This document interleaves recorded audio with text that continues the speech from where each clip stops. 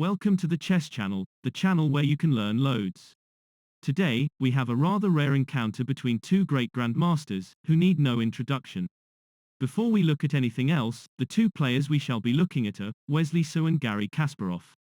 This encounter between Wesley and Kasparov is rather unique and rare.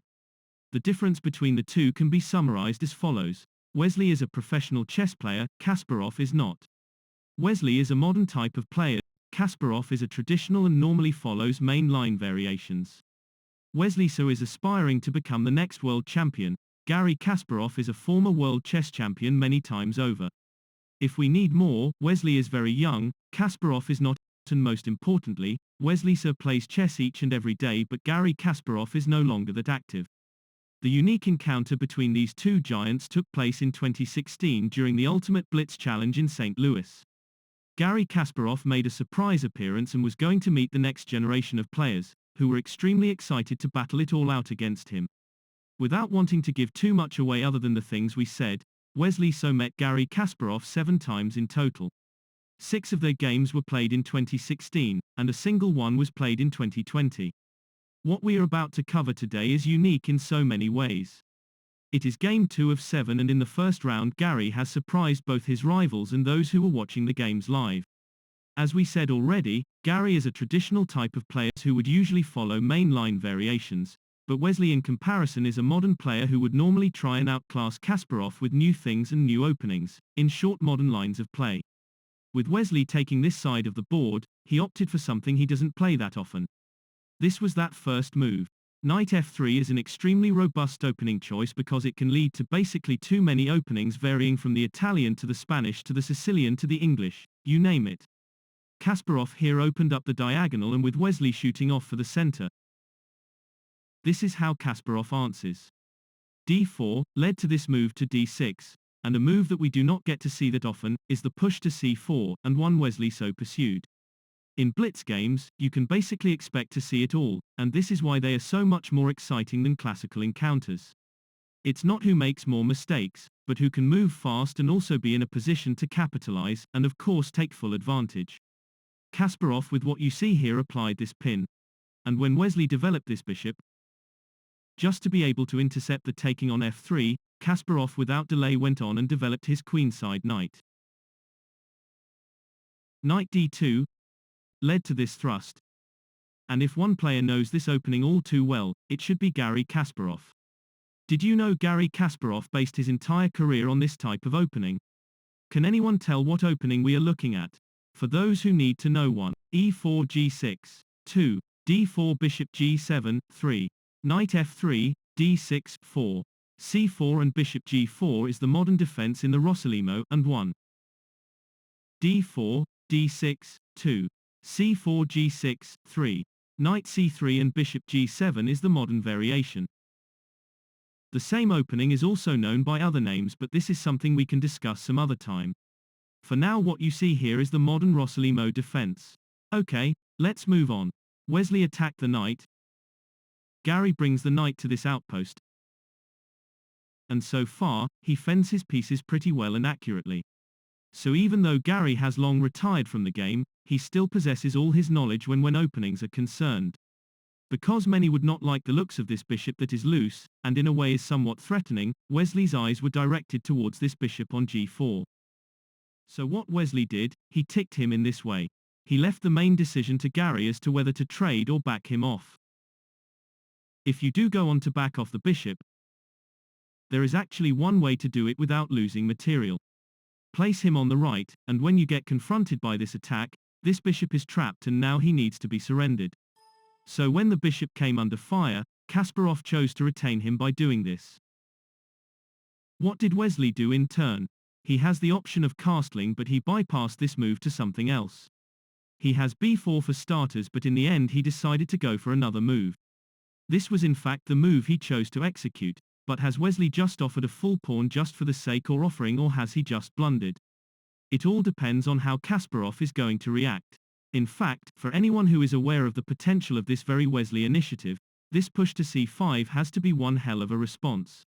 It doesn't matter if the pawn comes off, but for the sake of simplicity, whether we like it or not, we would have to follow this one through. Do you take this pawn on c5 or do you leave him? Garry Kasparov looked at this pawn offer and considered it to be an acceptable gesture. So what he did was to have him removed, and in turn, Wesley appears to have a plan. Can anyone actually see why this pawn was offered and what Wesley was cooking? Wesley jumped the knight and is now looking to scoop up this pawn on e5. Kasparov can easily cover him, unless he chooses to do something else. Given this pawn on e5 is key and cannot be lost, Kasparov played it defensively and covered him in this way. What we have so far is that Kasparov is up by a full pawn, but this is exactly how Wesley wanted things to be. Who is holding all the major cards and who is the player who pulls the most important shots?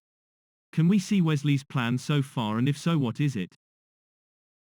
He used the knight to chase after the knight without fearing for the pawn to drop. Should he come off, not only this pawn fall with a subsequent check, but when the king loses his castling rights, this pawn on b7 would additionally fall. If you now pursue the knight, at first sight, this knight appears to be trapped. Is he? So where is the missing link? Does save the knight, but the continuation is bound to lead to disaster.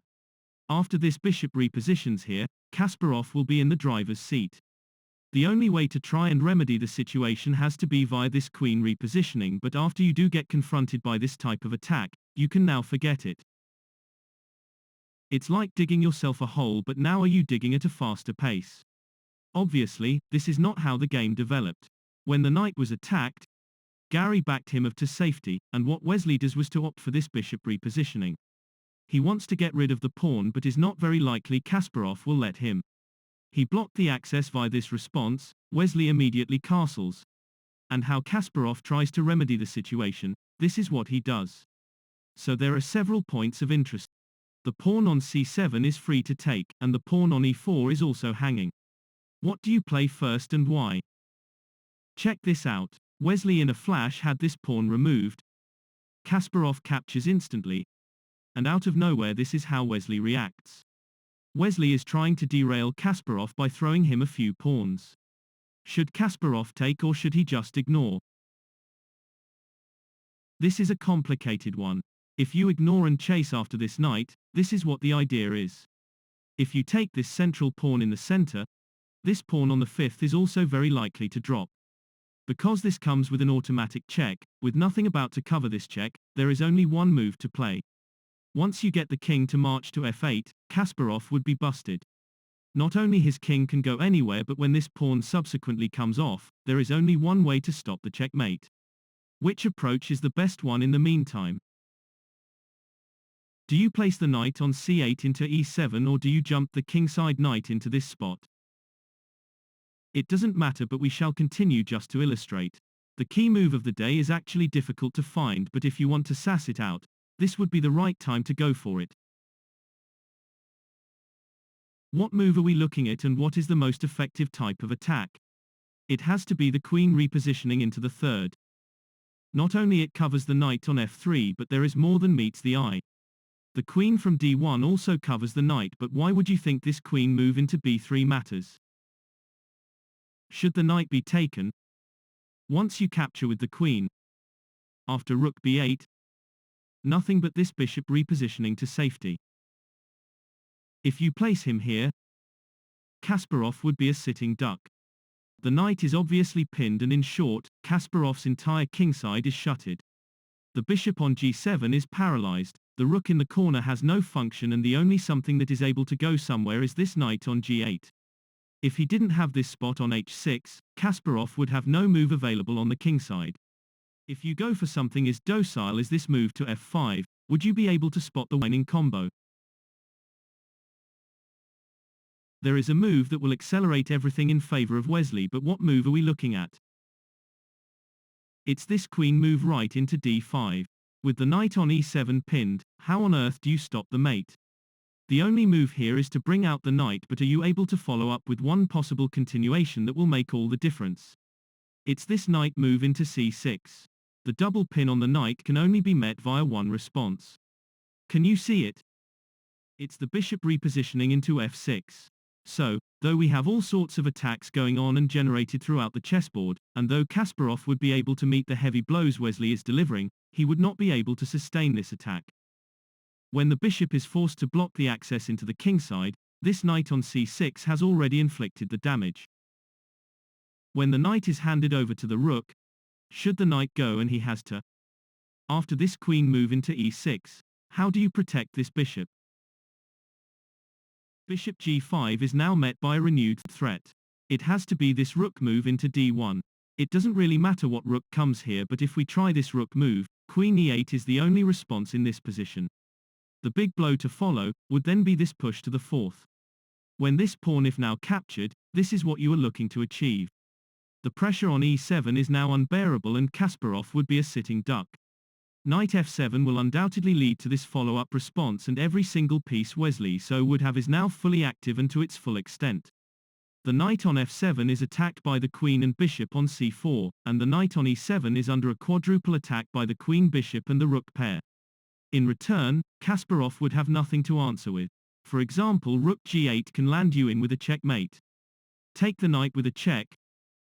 Remove the bishop with the bishop, and when this bishop comes flying off, the queen does need to drop and the mate would be in sight. Do we remember where all this started from? It was when Kasparov would have attacked the knight on c4. Does he though? He does not. What he did was to get rid of the pawn from the fourth.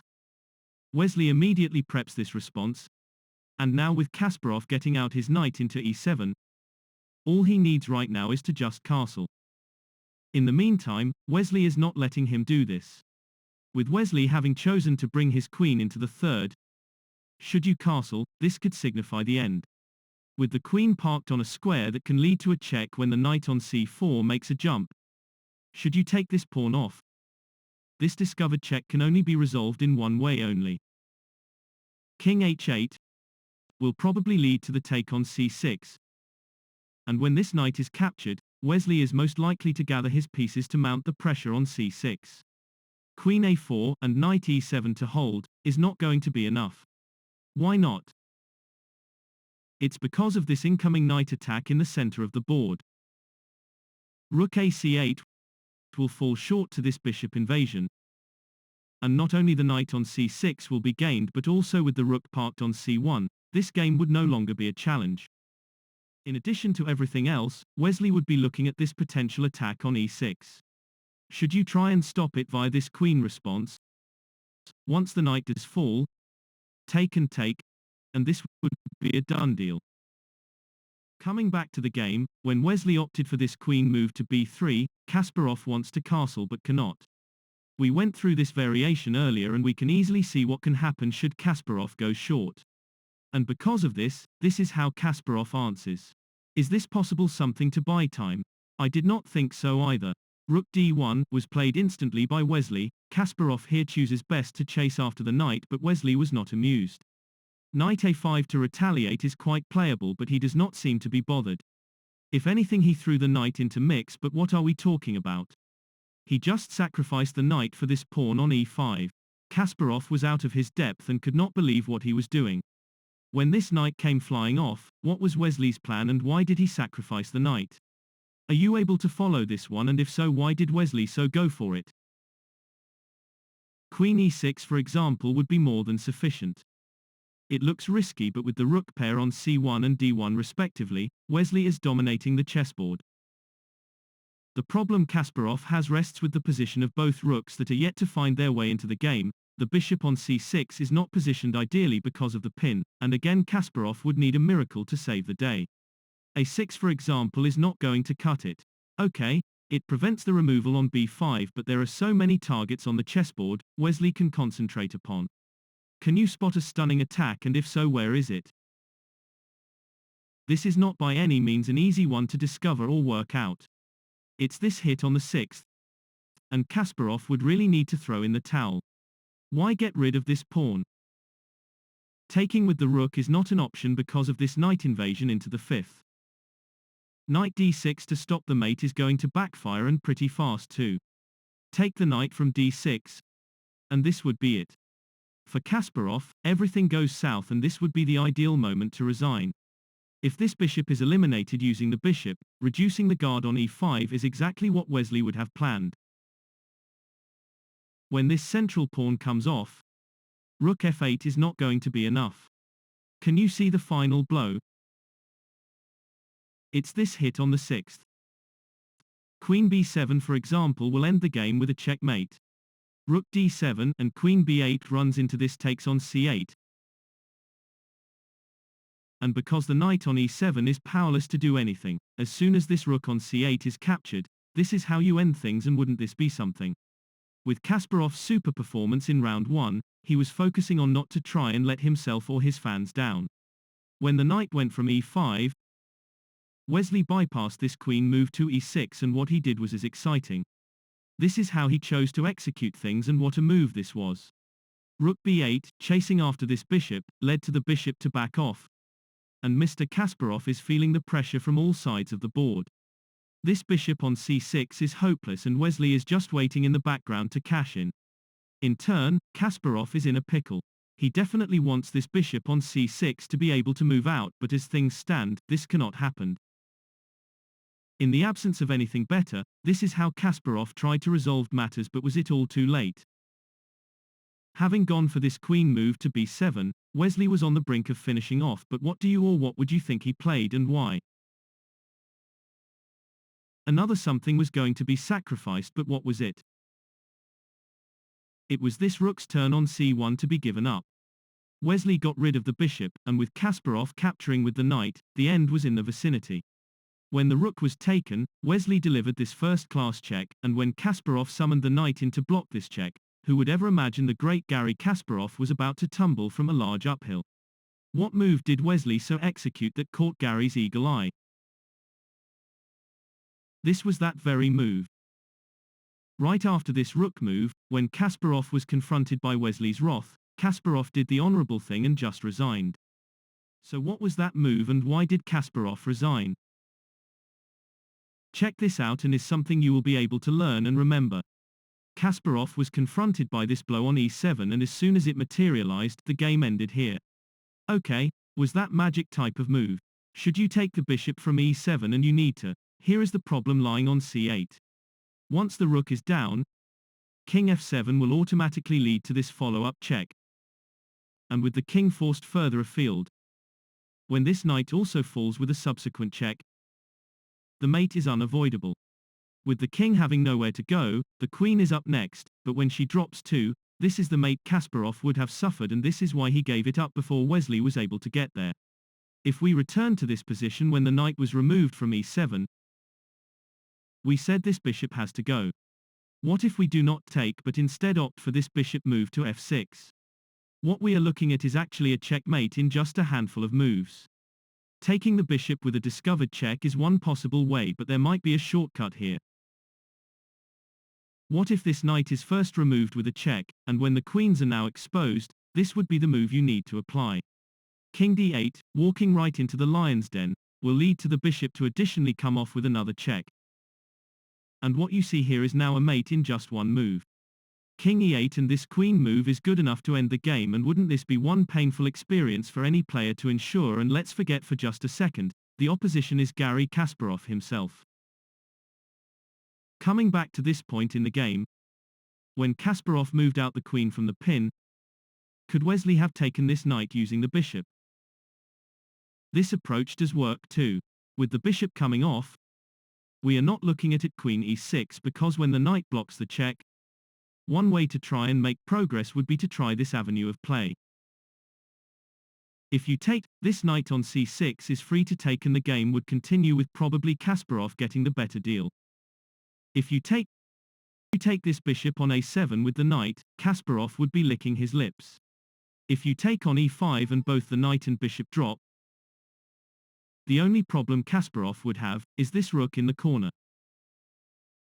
Once he escapes to the 7th, nothing no longer can work for Wesley, so there is yet another variation to look at.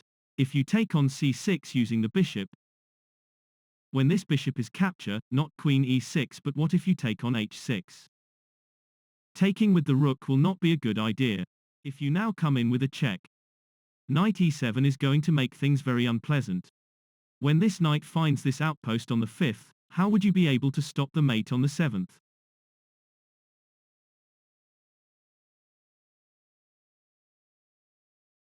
To allow the king to move west, Kasparov can always try this blockade, and when the queen moves in with a check, after the king comes out, the mate is stopped, but for how long? When this bishop comes off too, backing off the rook to safety will lead to this pawn to come off in the center. And even if you get the knights to come together, this would not be enough. Take and take with a check. And after the king yo-yos, this new check from the 7th is going to hurt. King d6 runs into this new check. And if king d7, how far does this brand new check get you? It's game over actually. With the king forced to the back rank, this is all you would ever need, and the game is over with one of the most spectacular checkmates on record. There is no better way to checkmate the opposition using knights. This game and performance by Grandmaster Wesley was superb in every single way. Given the opposition was Garry Kasparov himself, and given this was a blitz, many have coined this game to be Wesley's Immortal. Every single response by Wesley from start to end has been spot on, and even Kasparov was not able to hold on. Kasparov in his interview after this game said he played like an amateur and that Wesley had outclassed him in every single aspect. This version of the Rossolimo was something we have hardly seen before. Particularly impressive was this push to the 5th by Wesley, and let us come to see this move again. His break to d6 was equally impressive, but a few moves later, and particularly here,